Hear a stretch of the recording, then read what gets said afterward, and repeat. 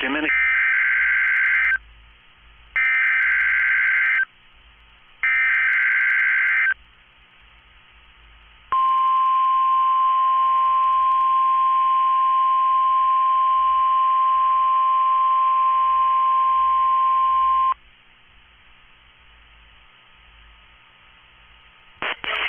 This is NOAA Weather Radio, your 24-hour voice of the National Weather Service. The preceding signal was a test of the public warning and alarm for transmitters in the Florida listening area originating from Ruskin, Florida.